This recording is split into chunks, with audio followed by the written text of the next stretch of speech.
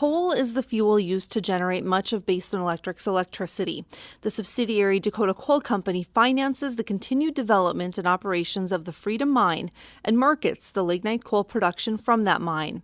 Dakota Coal's customers are the Antelope Valley Station, the Leland Old Station, and the Great Plains Synfuels plant. Dakota Coal doesn't own or operate the Freedom Mine. That job is done by the Coteau Properties Company, but the two work closely together. In April, employees of the Freedom Mine received the Distinguished Safety Award from the Lignite Energy Council. Dakota Coal's commitment to safety is proven beyond the coal mine. Dakota Coal has a division, Wyoming Lime Producers, and a subsidiary, Montana Limestone Company. Wyoming Lime received a Certificate of Achievement from the Wyoming State Mine Inspector for a perfect safety record in 2011. In September, they achieved 3 years without a lost-time accident. The quarry of Montana Limestone Company received Mine Safety and Health Administration Certificates of Safety to recognize 0 lost-time accidents and reportable accidents in 2011. They have had no lost-time accidents in 3 years. The fine grind plant is on track to achieve 9 years without a lost-time accident in December. My congratulations to the teams both at Montana Limestone Company and the Wyoming Lime Producers. With regard to the Freedom Mine, they too achieved a safety award in 2011, and my congratulations to the folks at the Freedom Mine. However, in 2012, we've refocused our safety efforts at the Freedom Mine, and I'm sure those folks will continue to set safety records as the safety program has been looked at again, and we will achieve our goal of 0 reportable incidents. The Dry Fork Mine is the only supplier of coal to the Dry Fork Station, and that mine has reached 3 years without a lost-time incident. They've also had only 1 citation from the Mine Safety and Health Administration. 1 citation, when the industry average would be 26. John Barnes is the mine manager.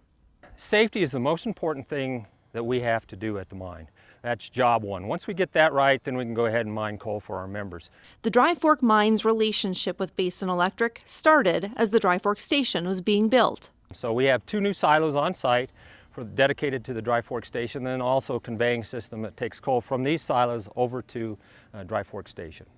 When Dakota Coal Company went through some restructuring in 2011, Joe Langang came on board. His first order of business was to form a partnership with the Dry Fork Mine. Langang and staff are making some positive predictions.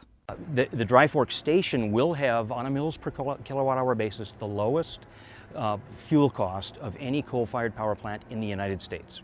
The Dry Fork Mine not only supplies to Dry Fork Station, but also Laramie River Station in Wheatland, Wyoming. Of the 8 or 9 producers in the Powder River Basin, the suppliers of coal for the Laramie River Station, Dry Fork Mine is the least expensive for the Laramie River Station. That was true of 2010, 2011, is true this year in 2012, and will certainly be true in 2013. And some Dry Fork Mine coal makes its way to North Dakota for blending. So, with the added production to Dry Fork Station, as well as production to Laramie River Station and Leland Old Station, mine economics are optimized. Dry Fork's costs are low, and we can do that primarily. We're blessed with a low strip ratio, low dirt to coal ratio, and we do it all with loaders and trucks, and we optimize our capital equipment to make sure that we get the most out of everything that we have out here. And that's one way we keep our costs down, and the other way we keep our costs down is by ensuring that our tonnage is matched for our fleet to keep our unit costs down so that we can provide the lowest cost to our members. The railroad is how coal gets from a mine to a power plant, and getting cars to and fro with their load can be a challenge. Take lime from Wyoming Lime Producers. As the lime is shipped from Franny, Wyoming to power plants in North Dakota and Wyoming, rail car maintenance issues come up.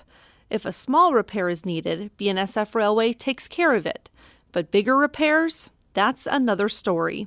The way the system is set up, rail cars that need more extensive maintenance were being sent to a railcar repair shop in Miles City, Montana, where they weren't a priority. The covered hoppers, whether they were empty or loaded, could sit there for up to 6 months. In the winter, when the temperatures are dropping and the power plants are producing at full capacity, that's when they need our lime product. And Wyoming Lime Producers is trying to keep up with the demand. But that's when our rail cars were getting backed up and needing repairs and sitting in Montana. Between the length of service needed for loaded lime cars to get to Laramie River Station and the length of service to get cars repaired in Montana, the problem got so bad that Dakota Coal had to lease 30 cars more than they needed 10 years ago, hauling the same amount of lime. Staff at Dakota Coal recognized that once their covered hopper cars arrived at the Miles City shop for repairs, staff had no control as to how long it would take to repair the covered hopper cars. Voller found a solution in the Dakota-Missouri Valley Western Railroad. DMVW is a short-line railroad located in Bismarck. They can do the same repairs that were being done in Montana. Voller and Dennis Fritz of DMVW worked to get their workforce certified to do the repairs. And Dakota Coal's lime cars don't need to go to Montana. Our cars are now repaired anywhere from 2 weeks to a month. It's a time saver, a money saver, and our cars are running more efficiently.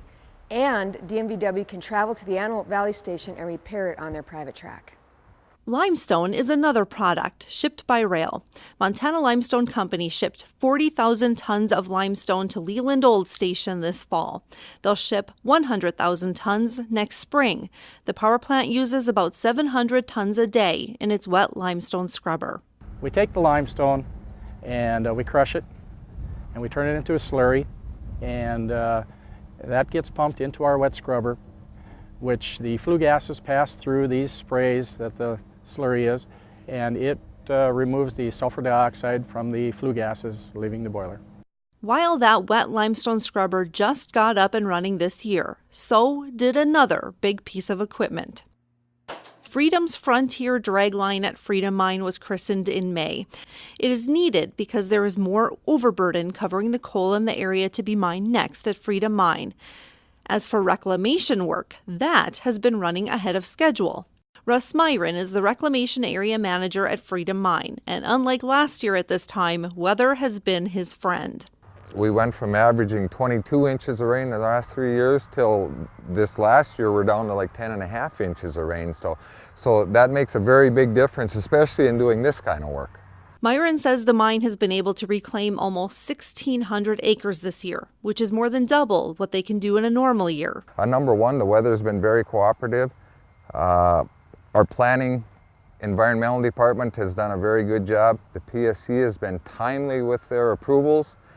And of course our people, our operators do a great job, take pride in their work, and it shows. The Renner's Cove area will be a major project complete. This underpass will be able to come out when these acres are finished. Some of the acres are prairie. That will be planted back to prairie.